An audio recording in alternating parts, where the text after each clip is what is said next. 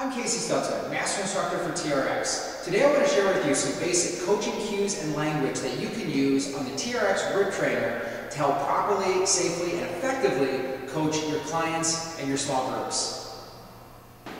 We're going to start off with hand position. We first want to get hands in the right place on the bar before we progress to any other cues on the exercise. So to do this, we've broken the Rip Trainer down into zones.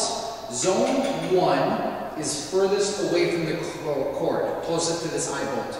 Zone 2 is going to be right on this side of the yellow. Zone 3 is actually in the yellow. Zone 4 on the handle closest to the cord. And Zone 5 is going to be all the way at the end towards the cord.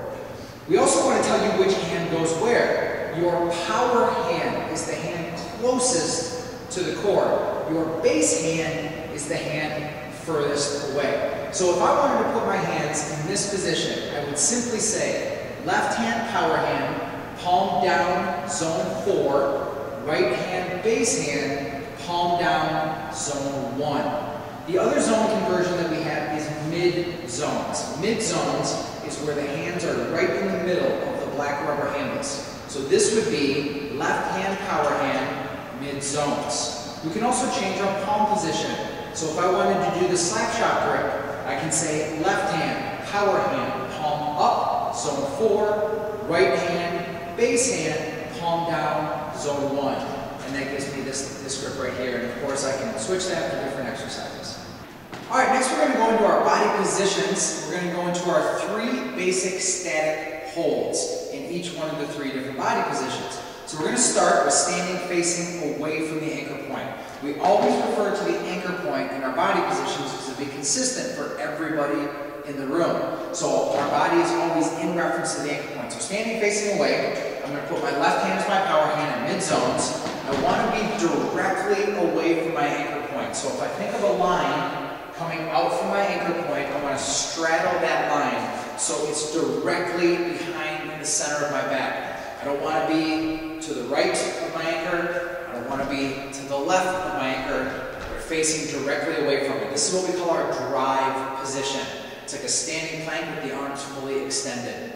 Our next body position is going to be standing sideways to the anchor. So following that same line again, I'm going to put my toes right on that line, sideways to my anchor point, with my left side facing down the anchor. My left hand again is my power hand. I'm going to go palm up zone 4, right hand palm down zone 1.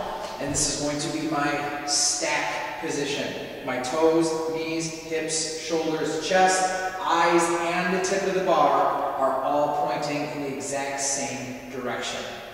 Our final body position is going to be standing facing the anchor point. This time I'm going to go with my right hand as my power hand. And I'm going to go into what's called the drag position. So I'm pulling the bar tight to the chest and holding it here like in the back of the row. Just like facing away from the anchor point, I'm going to draw that line down the middle and I'm going to straddle that line. So the center of my chest is centered on the anchor point, and then the center of the bar is centered on my chest. So those are our 3 different body positions. Once again, we have standing facing away in our stack position. I'm standing.